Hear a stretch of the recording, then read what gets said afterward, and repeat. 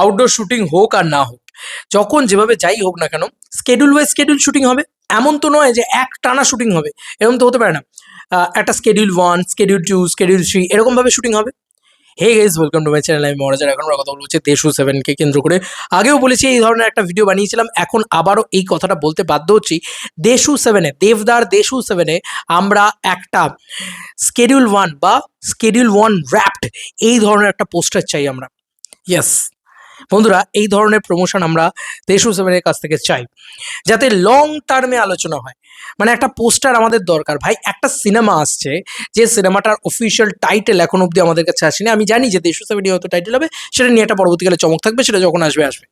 তো আমার কাছে কথা হচ্ছে, আমি দেশু 7 লিখেই আসুক না একটা অফিসিয়াল টাইটেল বা অফিসিয়াল পোস্টার, কিন্তু official poster is very much important. এখন অব্দি ছবিটার কোনো অফিসিয়াল পোস্টার নেই, কোনো ক্যারেক্টারের কোনো লুক নেই, কোন চরিত্র কে কী করছে আমরা জানি না, গল্পের কোনো থিম লাইন আমাদের কাছে নেই। ফ্যামিলি নিয়ে ব্যস্ত আছে বলে কী ভাবেছিস? আচ্ছা, আমরা খাদানকে এক সাইডে রাখি। আবার বলছি খাদানের কথা, কারণ খাদানই একমাত্র এক্সাম্পল আমাদের এখানে, যে ওইটা তুমি যদি দেখো, প্রথমেই তোমাকে ক্লিয়ার করে দিচ্ছে যে this is the theme line, this is the theme. যে ভাই, একটা লোক কুঠার হাতে দাঁড়িয়ে আছে, গলায় গামছা, একদম ব্যাকইয়ার্ড আমরা দেখতে পাচ্ছি, পিছন থেকে ওই একটা রেড রেড ধরনের একটা জামা পরে রয়েছে। বোঝাই যাচ্ছে যে একজন মানে কয়লা খনির মাফিয়া, সেই যে জায়গাটা, এবং একটা ব্যাগি প্যান্ট পরে রয়েছে। টাইম লাইনটাকে আমরা বুঝতে পারছি, ঠিক আছে? এগুলো সব বুঝতে পারছি, এবার একটা ভালো ডায়লগ শুনতে পাচ্ছি, পিছনে একটা বিজিএম শুনতে পাচ্ছি। এগুলো কিছুই পাচ্ছি না আমরা দেশু 7-এর ক্ষেত্রে।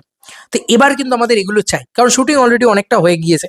তো এগুলো কিন্তু চাই, এগুলো মানে আবদারের জায়গা থেকে বলছি বারবারই, যে একটা স্কেডিউল র্যাপড হলে একটা পোস্টার আসুক না, কিছু দিতে হবে না ভাই। একটা মোশন ফোশনও দিতে হবে না, গান ফান পিছনে লাগিয়ে দিলে অনেক অনেক খুশি হয়ে যাবো, অনেক পাগলেই যাবো। একটা পোস্টার আসুক, বেশি কিছু চাইছি না, একটা পোস্টার আসুক। এইটুকু তো আমরা আশা রাখতে পারি যে ভাই, একটা স্কেডিউল শেষ হলো, schedule 1 wrapped, this is the poster. Dev শুভশ্রীর একটা পোস্টার ড্রপ করে দিক অফিসিয়ালি। আমি বলছি হাইপের বাপ লেভেলে চলে যাবে, যে হাইপ আছে তার বাবা হয়ে যাবে। তাই please request to Dev entertainment ventures, এটা কিন্তু একমাত্র দেব এন্টারটেনমেন্ট ভেঞ্চার্সের ছবি। তাই আরও বেশি করে রিকোয়েস্ট যে দেব এন্টারটেনমেন্ট ভেঞ্চার্স জান লড়িয়ে দিক এই ছবিটার জন্য।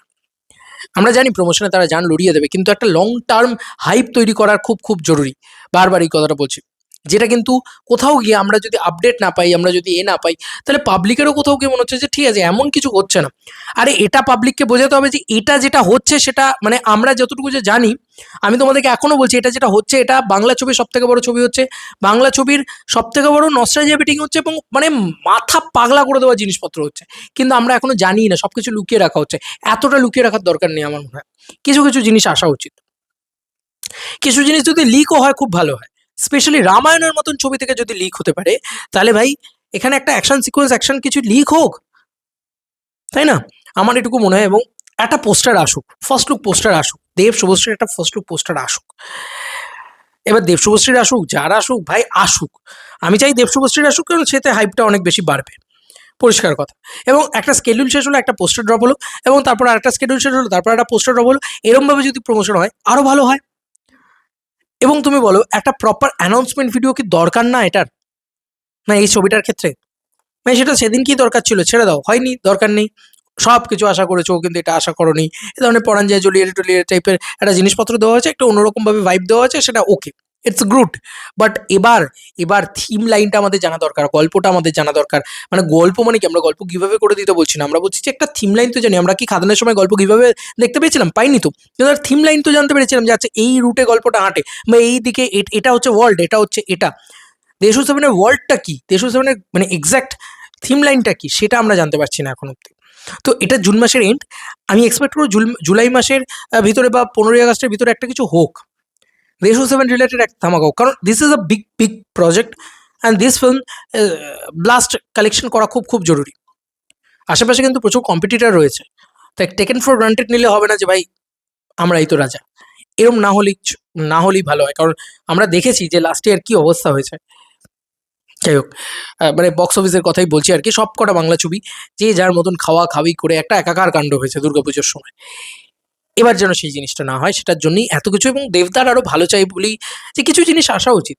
কারণ ফ্যান্সরাও চাইছে দাদা এটা হোক, দাদা ওটা হোক, দাদা এটা আসুক, ওটা আসুক, কিছু একটা আসুক, কিছু জিনিস আসুক, ঠিক আছে? তো এই ছিল এখনকার মতো ভিডিও। তোমাদের কার কি মতামত, ভিডিওটাকে নিয়ে জানিও কমেন্ট সেকশনে। চলো বন্ধুরা, নতুন কোনো ভিডিওতে দেখা হবে, বাই।